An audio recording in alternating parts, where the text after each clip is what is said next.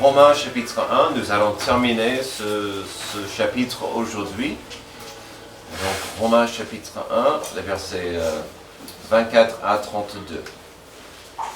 Alors, on va voir une question que vous avez tous entendue. On l'entend souvent, vous allez l'entendre. Peut-être il y en a qui l'ont déjà posée dans vos vies. Si Dieu existe, pourquoi il y a tant de mal dans le monde? Si Dieu existe, pourquoi il y a tant de violence, d'injustice et de souffrance dans ce monde? Alors, ces questions pénibles ne sont pas débiles ni légères. Il faut en faire face, il faut avoir une belle compréhension de ce que la Bible a à dire sur ce sujet. Ces questions tombent bien car le sujet de ces dernières semaines, c'est que Dieu est présent et il n'est pas silencieux. Comment est-ce que Dieu nous communique? Qu'est-ce qu'il a à nous dire? Pour entamer de tels sujets, nous creusons depuis un moment au Romains chapitre 1. Alors c'est vrai que ce que nous avons vu de la part de Dieu, ici à Romains 1, c'est que quand Dieu veut nous communiquer, souvent, il va le faire. Nous avons compris que Dieu existe et sa communication envers nous vient d'une direction, d'un désir de nous racheter. Nous venons de chanter de cette notion de la rédemption. C'est vraiment le but de Noël. Après tout le ministère de Jésus, c'est pour nous racheter, la rédemption. Mais la rédemption, par contre, implique la simple notion que nous sommes maudits, que nous sommes perdus, nous sommes dans un mauvais état déjà. Et donc, c'est important de comprendre ça et c'est difficile parfois pour que les gens acceptent qu'ils sont perdus, qu'ils ont besoin d'un sauveur. Ça nous mène à la suite. Qu'en est-il de la personne qui dirait « Et alors? Et alors? Même si je suis perdu, même si je ne suis pas intime avec Dieu. » Et alors, la semaine dernière, nous avons compris que l'ignorance n'est pas une justification d'ignorer, même de se rebeller contre Dieu. Amen. Nous avons aussi compris que la malédiction humaine, notre arrogance, nous mènera envers l'idolâtrie. Donc on a vu que l'ignorance n'est pas assez, et souvent ça nous mène vers l'idolâtrie. Mais qu'en est-il de la personne qui dirait « Et alors? Et alors? Ça ne me gêne pas d'être séparé de Dieu. » Au certain stade de l'enfance, il est sage, normal, même nécessaire de dire non à un bébé, d'expliquer certains dangers, certaines menaces, certains risques à une gosse. N'est-ce pas, Lionel? Il faut parfois expliquer, même si l'enfant ne comprend pas, des dangers. Il ne faut pas mettre un couteau. Déjà, il ne faut pas avoir un couteau, bébé. Si tu l'as, il ne faut pas le mettre dans une prise électrique. Ni un fil électrique dans la bouche, d'accord? Il faut pas jouer dans la rue. Notre rue, oh là là, notre rue est dangereuse comme c'est pas permis. Mais il faut comprendre, si vous allez traverser la rue, regardez à gauche, regardez à droite, refaire le même geste une deuxième fois avant de traverser. N'acceptez pas les bonbons d'un inconnu. Voilà, toutes ces choses qu'il faut enseigner à un enfant. C'est important. Mais à un moment donné, lorsqu'un enfant arrive au stade, par exemple, de quitter la maison, de sortir de chez ses parents, de commencer une vie quelque part. Alors maintenant Lionel ne veut plus entendre. Mais voilà, à ce stade, n'est-ce pas nécessaire de laisser l'enfant faire ses propres choix? Même si l'enfant pourrait choisir de faire n'importe quoi. L'enfant pourrait faire des choix mauvais, des actions tragiques, violentes, égoïstes. ça pourrait se faire. Si je voulais vérifier que, par exemple, ma fille aînée ne prend pas une mauvaise décision, si je voulais confirmer qu'elle ne ferait pas la moindre décision égoïste, la seule solution devant moi ne serait pas idéale. Kyriana sera enchaînée dans mon sous-sol si je voulais qu'elle ne fasse pas une mauvaise décision. Et on n'a même pas un sous-sol. Mais ça serait la seule solution pour, ou je pourrais parler de ma deuxième fille, de l'enchaîner dans le sous-sol pour que, non, pour qu'elle ne fasse pas des mauvaises décisions. C'est pas idéal, ce n'est pas pratique, ce n'est pas vraiment logique. Mais l'amour parental implique qu'il y aura une liberté donnée à son enfant. L'amour parental implique qu'il y aura une liberté donnée à son enfant. Tu peux choisir, tu peux avancer, tu peux faire tes propres choix un jour, hein, pas tout de suite, pas quand c'est un bébé, mais à un moment donné. La liberté de choix, c'était le don le plus précieux que Dieu a donné à l'humanité. Amen. On a vu un peu ce problématique la semaine dernière quand on a parlé de la chute dans le jardin d'Éden. Mais on avait et on a toujours ce don le plus précieux après le don de Noël et de Jésus-Christ, mais le don de pouvoir choisir ce qu'on veut. Avec ce don précieux, Dieu a pris un risque énorme. Et nous avons vu dimanche dernier qu'assez vite dans notre histoire, l'humanité a mal choisi et cela nous a maudits à une vie enchaînée par notre arrogance. Aujourd'hui, on verra ce qui arrive lorsque l'arrogance de l'homme se rebelle contre la vérité de Dieu. Puisque l'amour de Dieu n'est pas une obligation forcée, et puis, si Dieu voulait obliger son amour sur quelqu'un, est-ce que ça serait l'amour? Puisque Dieu ne forcera personne à l'accepter par la foi, puisque une grande manifestation de l'amour de Dieu, c'est de nous laisser libres à choisir notre propre chemin, Amen. qui mène parfois dans une direction opposée à Dieu. Alors, puisqu'on a cette liberté, quel choix aurait Dieu dans ces circonstances? Dieu a laissé à l'humanité la liberté de choisir. Qu'est-ce que Dieu va choisir dans ce cas? Alors, l'amour n'a pas besoin d'être mutuel entre deux parties. Mais l'amour est nécessaire pour une relation entre deux parties.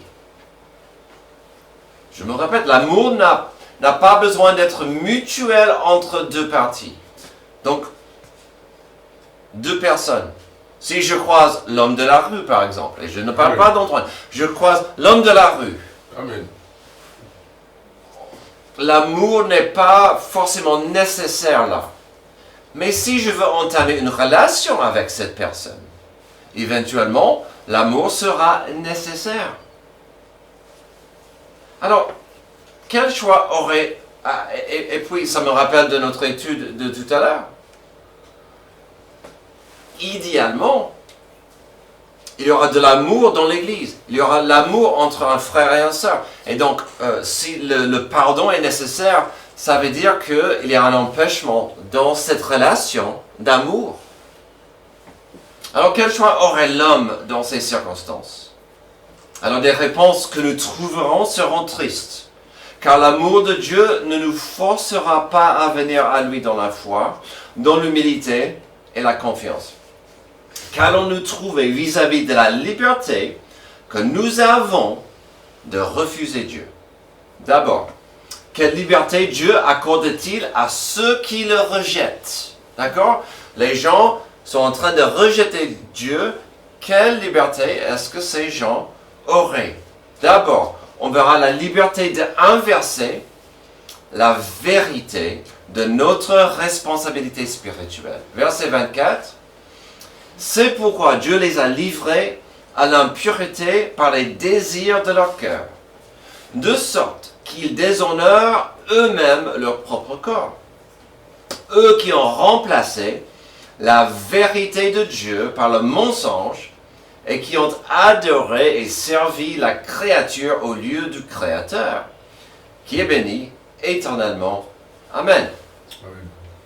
Alors, on va parler de cette liberté de renverser la vérité de notre responsabilité spirituelle. Alors, ça implique qu'on a une responsabilité spirituelle. Alors, n'oubliez pas que ce passage parlera de ceux qui sont plus que dans l'apathie. On verra une attitude de rejet, de rébellion, de résistance à Dieu. Il faut garder ça en tête pour comprendre ce passage. On ne parle pas de quelqu'un curieux ou même qui ne sait pas encore. Ce sont des gens qui sont opposés à Dieu. Et on dit ça, sachez que ce passage, le reste du chapitre 1, est divisé en 3 parties où Paul explique que Dieu a livré ces gens à quelque chose. On verra ça à 3 fois, il a dit, Dieu les a livrés à 3 fois, 3 choses, 3 hypothèses, 3 libertés qui porteront des conséquences un jour, mais la personne aura la liberté de prendre ce chemin. Donc ici, on commence avec la liberté d'inverser notre responsabilité spirituelle envers Dieu. La clé ici, c'est le verset 25 qui contient des échos du Jardin d'Éden. Le remplacement de la vérité par le mensonge. Donc déjà, on peut voir ça, on a vu ça la semaine dernière. Le mensonge. Et qu'est-ce que ça fait? L'adoration, puis pour la ajouter, bien sûr, le service de la créature au lieu du Créateur. Et j'admire, j'apprécie que Paul a ajouté ça. Ils vont adorer et servir. Ça va ensemble. Si vous allez adorer quelqu'un, quelque chose, normalement le service fait partie de cette formule. Et donc il dit, on va adorer et servir ce qui est créé par les créatures. C'est l'inversement total de la formule que Dieu souhaite voir de nous. Le remplacement de la vérité par le mensonge, au lieu d'avoir une relation de paix avec notre Créateur. Tout y est, la simplicité est presque choquante. Notre raison d'être, c'est quoi? C'est de vivre dans une relation de paix avec Dieu. Amen. Cela, bien sûr, implique de l'adoration et du service. Ça, c'est la vérité divine disponible à nous de la part de Dieu. Notre raison d'être est trouvable et disponible. Mais ici, que fait l'homme? Il renverse cette vérité pour dire non, je vais élever quelque chose ou quelqu'un dans une position de honneur et d'adoration. Paul dit clairement que c'est un mensonge et c'est le même mensonge depuis Genèse 3. Tout ça, c'est évident au verset 25. Mais au verset 24, regarde où on voit le résultat ou le fruit de telles actions. Le 25 nous donne le problème, c'est le renversement de notre responsabilité spirituelle. Mais le fruit de ça est évident au verset 24, où on voit ça, c'est-à-dire que cette personne est livrée à l'impureté par ses désirs. L'impureté. Et donc, ça va de soi. Si quelqu'un va dire, je me tourne le dos à Dieu, il ne s'intéresse pas à la sainteté, à la pureté. Il va courir et va se salir. Cette personne est livrée à l'impureté par ses désirs. On voit cette simple notion de Dieu qui dit, je t'invite à moi, mais puisque tu me rejettes, je te laisse ruiner ta vie. Rostand a dit que j'avais le temps pour en parler des amants. On voit ici deux amants. Je ne pourrais pas mettre ces deux choses ensemble. Il y a une résistance. Dieu dit, je suis là. Je veux que tu viennes à moi. Et l'homme rebelle va dire, non, ça passe pas. Ça m'intéresse pas. Il y aura toujours cette séparation obligée. Tandis que on n'est pas né pour être dans cette situation. L'humanité a une responsabilité spirituelle. Mais ici, qu'avons-nous? L'inversement de notre responsabilité spirituelle. La parole en est claire. Tu aimeras Dieu avec tout ton être. Et le résultat pratique de ça sera de ne pas avoir d'autres dieux devant sa face. Mais ici, l'inversement est à l'honneur. Donc, on va adorer d'autres choses. Ensuite, quelle liberté Dieu accorde-t-il à ceux qui le rejettent? Nous avons vu la liberté d'inverser la vérité de notre responsabilité spirituelle. Ensuite, il y aura la tristesse de la liberté d'inverser la vérité de notre responsabilité sexuelle. Verset 26. C'est pour cette raison que Dieu les a livrés. Donc, je vous ai promis trois fois qu'on voit Dieu les a livrés. Dieu les a livrés à quoi? À des passions déshonorantes. Leurs femmes ont remplacé les rapports sexuels naturels par des relations contre nature. De même, les hommes ont abandonné leur rapport naturel avec la femme et se sont enflammés dans leur désir les uns pour les autres. Ils ont commis l'homme avec homme des actes scandaleux et ont reçu en eux-mêmes le salaire qui méritait leur égarement. Amen. Donc encore, on voit cette notion d'être séparé, égaré, loin de la volonté et la présence de Dieu. Nous entrons dans un passage déjà bien clair, ça s'explique. C'est important à comprendre ça dans ce passage. Mais aussi, nous revenons au rejet du plan et la volonté de Dieu. Encore, il ne faut pas oublier que ce passage tourne autour du rejet, de la résistance contre la volonté de Dieu. Donc, quelle est la volonté de Dieu? C'est important à comprendre. La création décide, ici, qu'elle connaît mieux que le Créateur. La question s'impose alors. Quelles attentes le Créateur a-t-il pour nous? Déjà, il y a la phrase puissante à la fin du verset 26, contre la nature. Sans une étude trop profonde, permettez-moi à vous montrer quelques versets du début. Pour voir la volonté de Dieu pour nous. Genèse 1, 27. Dieu créa l'homme à son image. Il le créa à l'image de Dieu. Il créa l'homme et la femme. Dieu les bénit et leur dit, reproduisez-vous, devenez nombreux, remplissez la terre et soumettez-la. Ici, nous avons, je ne sais pas si vous vous rendez compte, puisqu'on parle souvent de l'arbre, des arbres interdits. Mais ici, qu'est-ce qu'on a? Nous avons le premier commandement positif, entre guillemets, de Dieu à l'humanité. Que l'homme et la femme, selon son plan à Dieu et sa volonté, deviennent une chair et se reproduire. Dans ce cas, quel est le plan et la volonté de Dieu pour que cela arrive? Si le plan, c'est que l'homme et la femme se mettent ensemble, qu'est-ce qu'est le plan de Dieu? Genèse 2, 22 à 24. L'Éternel Dieu forma une femme à partir de la côte qu'il avait prise à l'homme et l'amena vers l'homme. L'homme dit, voici cette fois celle qui est faite de mes os et de la même chair que moi. On l'appellera femme parce qu'elle a été tirée de l'homme.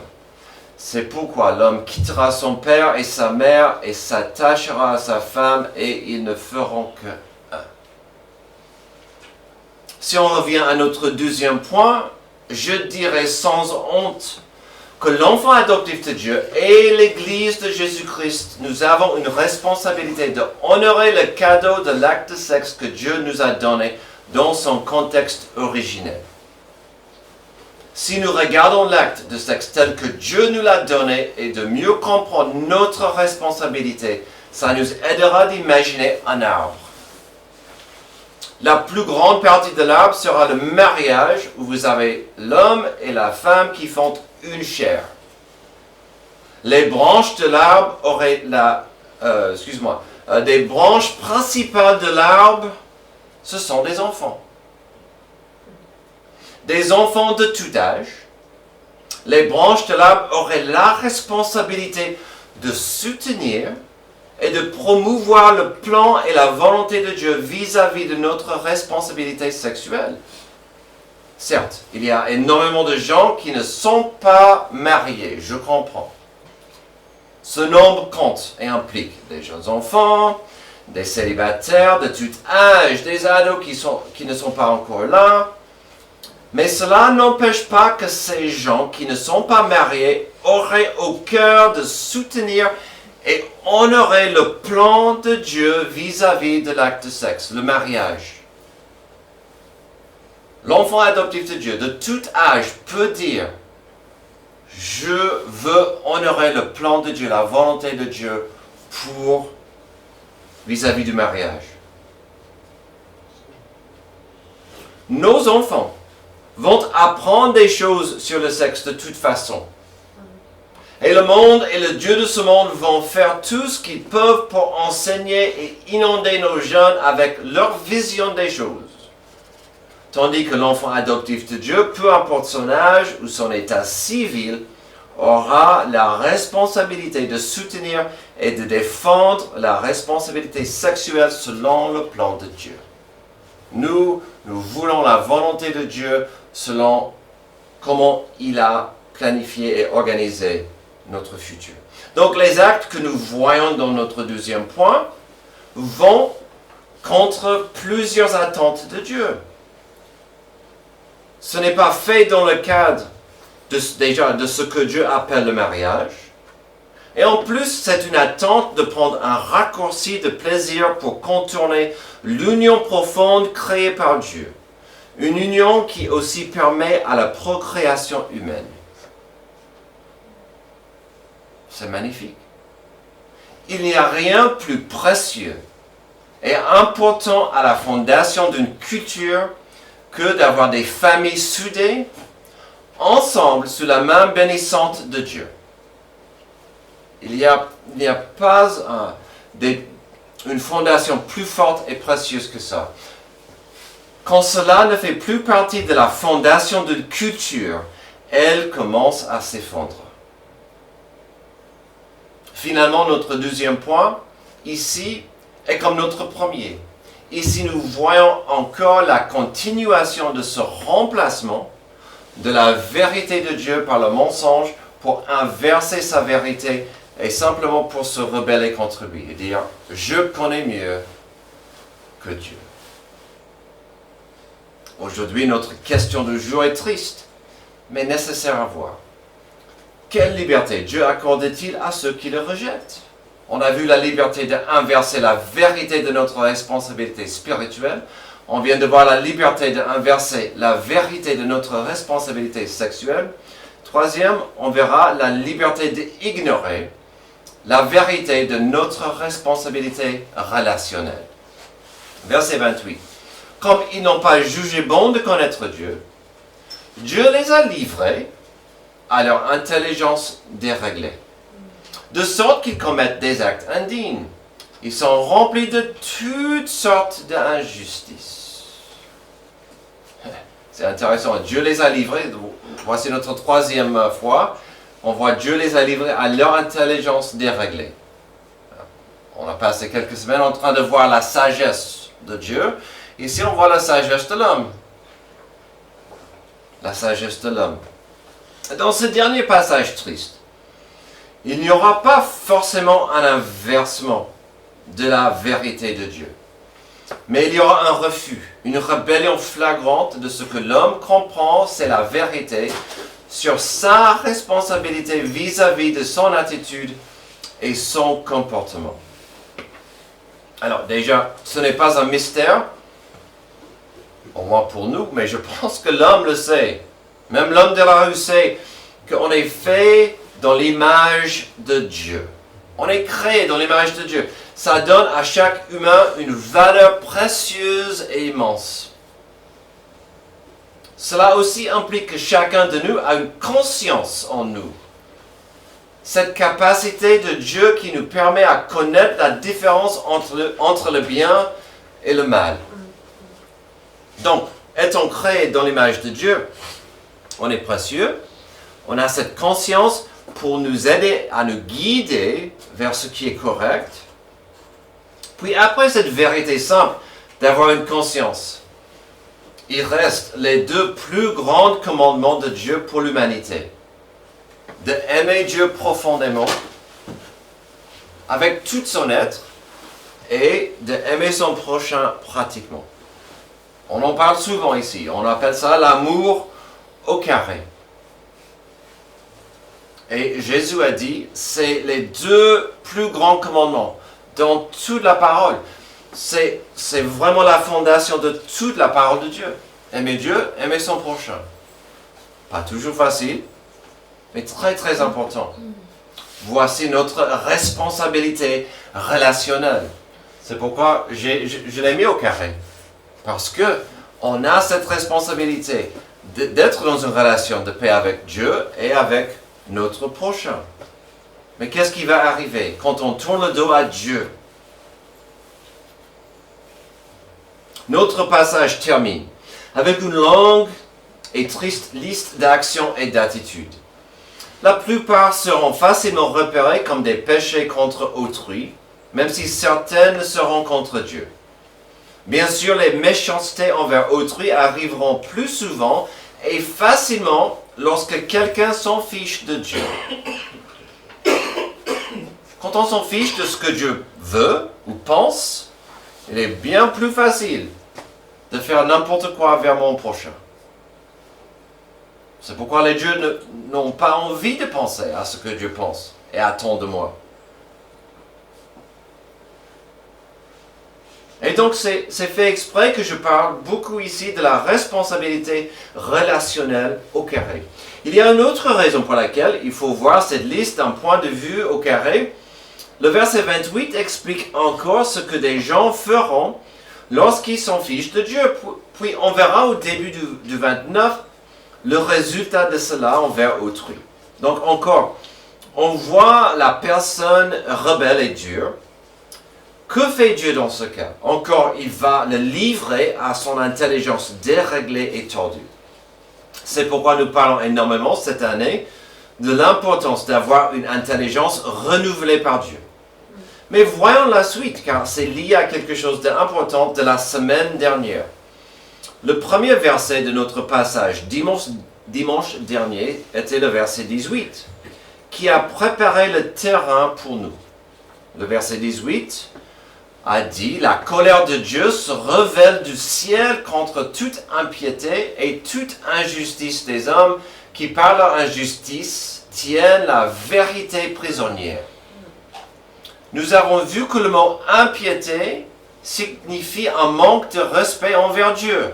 Donc, on verra encore cette notion des choses au carré. Le fait que l'homme néglige Dieu et se rebelle contre lui. Mais le verset 18 parle aussi d'autre chose. Donc, cette action envers Dieu, c'est la base de notre discussion de jour. Mais ensuite, Paul a utilisé le mot injustice, ou l'injustice des hommes. On a vu dimanche dernier que ce mot signifie l'injustice envers les autres humains. Donc nous rentrons dans cette formule d'attitudes qui font du mal à Dieu, puis aux autres. Mais la raison pour laquelle je vous rappelle le verset 18, c'est parce que pour la longue liste d'attitudes pourries que Paul fera, il commence au verset 29 avec le même mot injustice. Je ne pense pas que ça soit au hasard. Et on dressait la table et on préparait le terrain avec la vérité que nous regardons l'homme qui a tourné le dos à Dieu, maintenant nous verrons la progression logique de ça. Une longue liste de méchanceté et attitudes moches.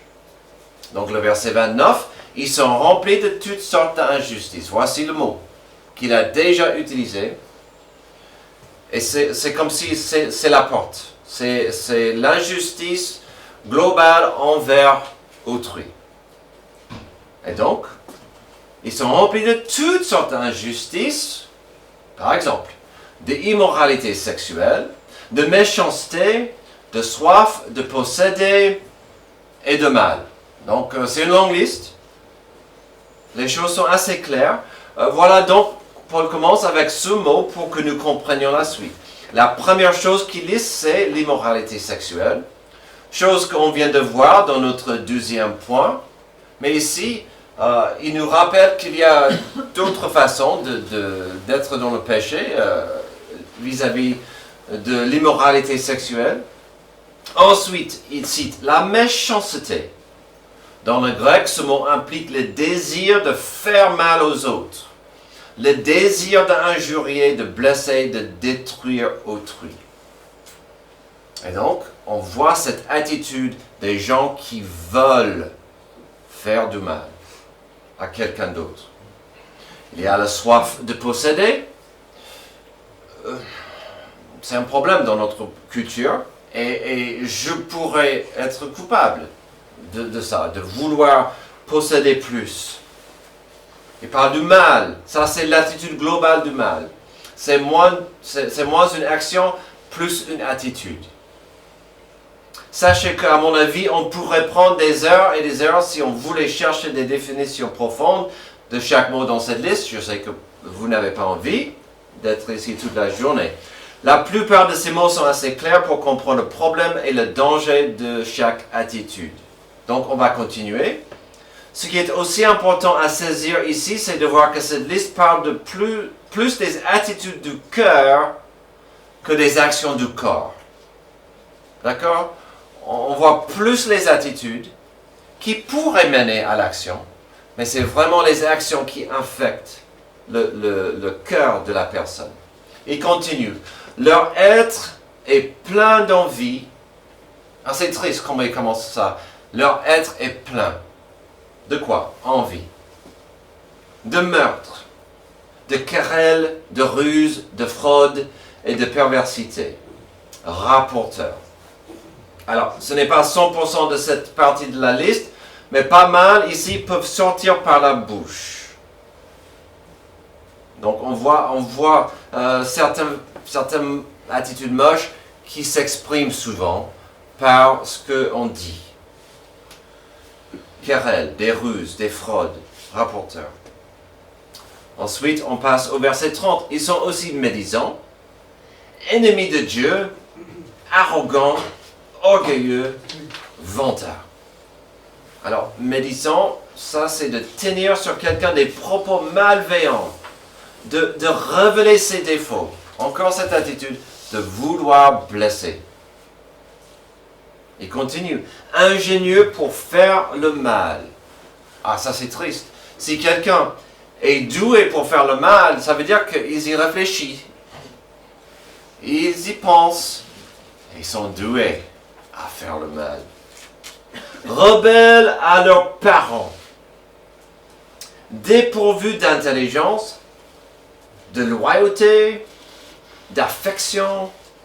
Ils sont irréconciliables, sans pitié. Si vous étiez là dimanche dernier, j'ai suggéré que notre société moderne souffre d'une maladie forte et contagieuse. L'infection de moi-je. Moi-je, qui est sur mon trône à moi, et mon trône est plus élevé que ta petite chaise. L'infection de moi-je qui met la personne au-dessus des autres, et il est aveuglé aux autres par son orgueil. Je ne sais pas pour vous, mais cette infection de moi-je, on vient de faire une longue liste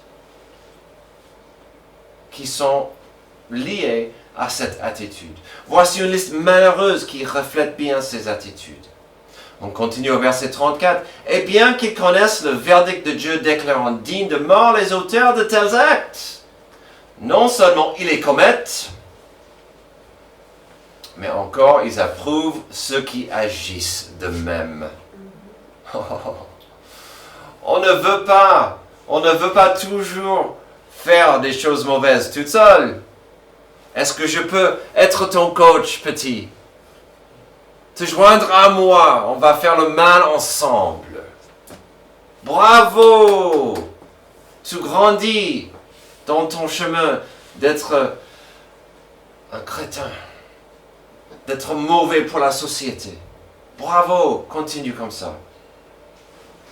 Notre passage, et ça c'est triste, quand on veut louer quelqu'un qui agit comme ça, quand on dit bravo, continue, c'est triste.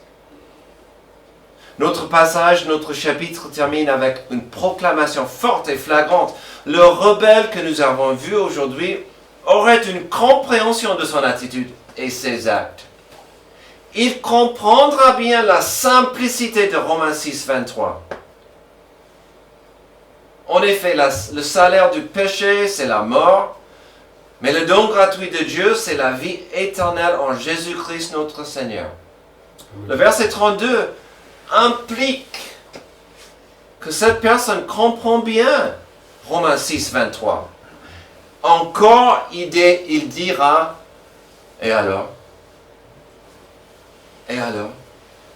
Ou pire, il va encourager, exhorter, édifier d'autres personnes de se joindre à lui dans son attitude arrogante. Est-ce qu'une telle personne comprendrait Hébreux 9, 27? Il est réservé aux êtres humains de mourir une seule fois, après quoi vient le jugement. Mais se moquerait-il de Hébreux 9, 28? De même, Christ s'est offert une seule fois pour porter les péchés de beaucoup d'hommes.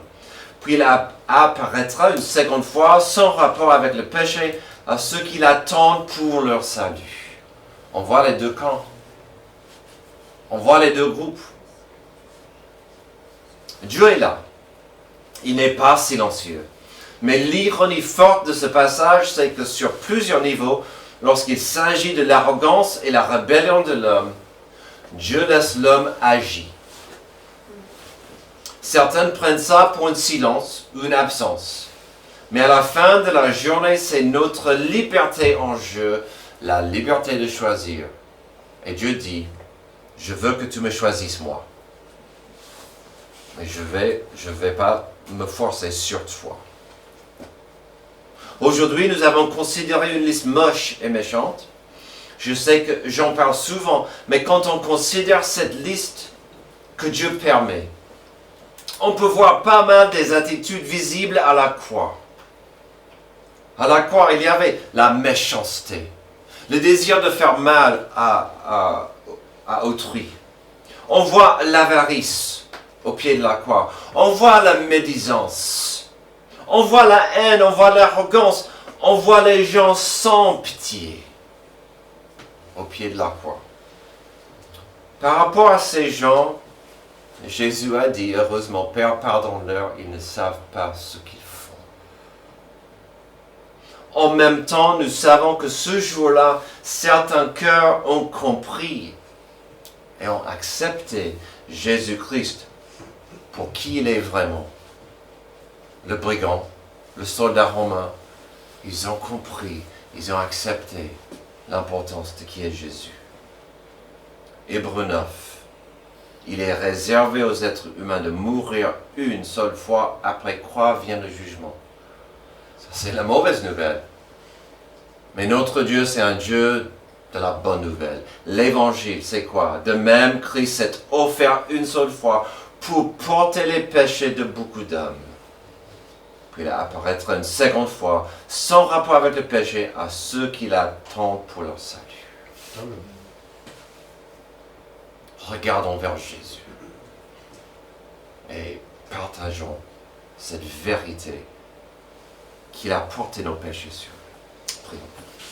Merci Dieu pour ce passage triste qui nous rappelle combien l'humanité est maudite et perdue. Et combien nos cœurs peuvent être endurcis. Aide-nous à être ouverts à ta volonté, à ta parole, à ton Esprit Saint. Aide-nous à vivre des vies qui reflètent ta gloire. C'est dans le nom merveilleux de Jésus, notre Sauveur, que je prie. Amen. Levez-vous, on aura notre dernier chant d'appel.